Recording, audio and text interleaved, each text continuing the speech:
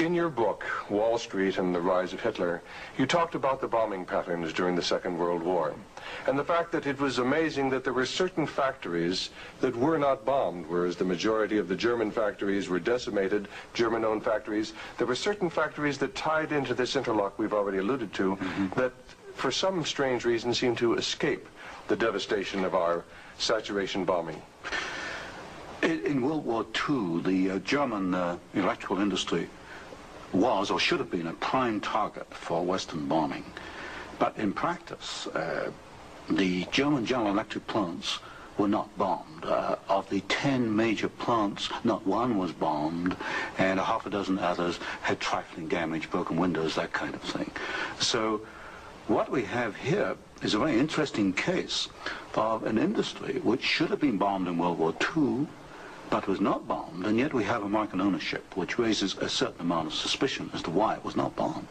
But as far as the German-owned electrical companies, did they undergo a rather heavy bombing? I took a look at that. The Siemens plant, for example, they were bombed. There's no question. But the industry was not targeted as a general target. So Siemens, for example, was not bombed as heavily as, say, tank plants or aviation plants, that kind of thing. You mentioned the Ford plant in Cologne. Was this a prime military target?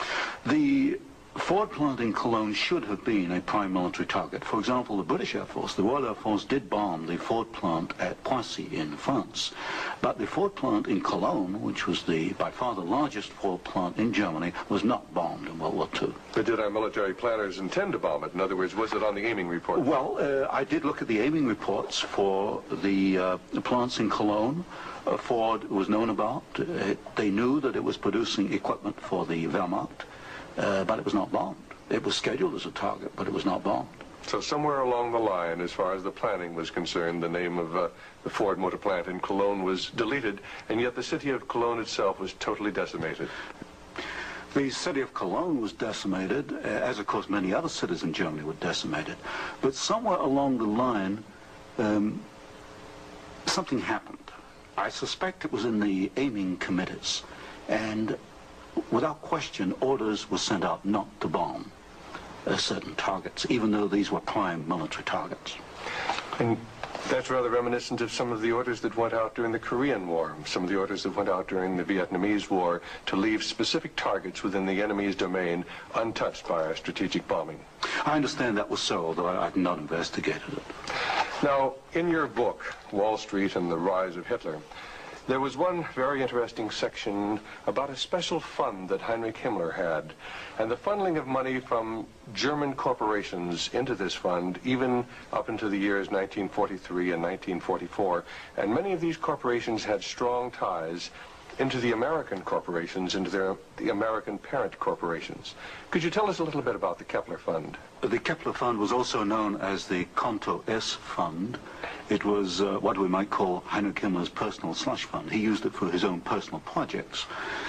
And what amazed me was both in 1933 and in 1944, the 2 years for which I examined the records, over half the funds came from American corporations. For example, in 1933, ITT, Standard Oil, General Electric, and possibly Osram were contributors.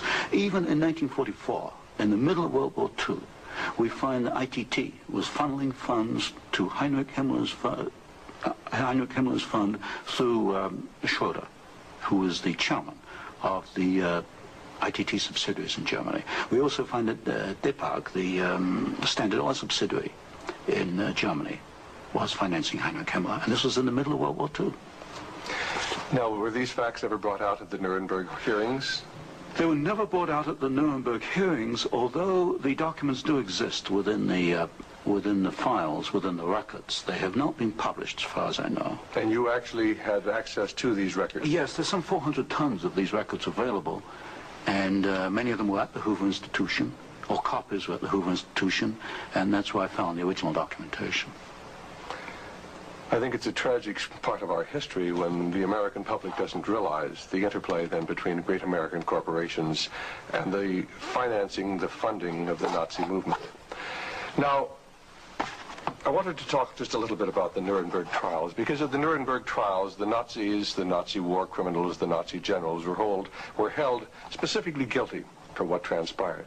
Were there any Americans involved? Were any Americans indicted? Were any Americans convicted as far as the financing of the Nazi war movement?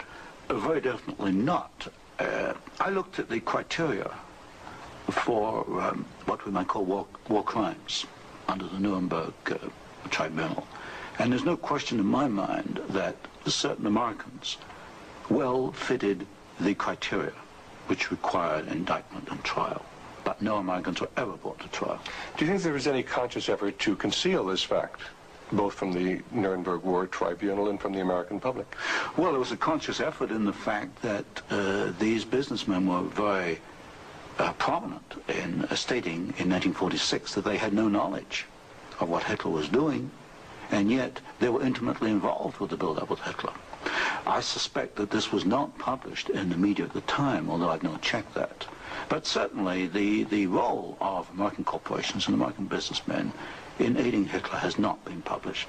Now, what about the actual financing? What about the loans from large American banks, from large British banks, to Hitler's government in that period between 1933 and 1939, when Hitler was preparing for war? Well, you've got to go back a little earlier and look at what are known as the Young loans, which were very important because I think they brought about the economic collapse of Germany in 1933. That was the Young plan. This was Owen Young, who was, of course, chairman of General Electric.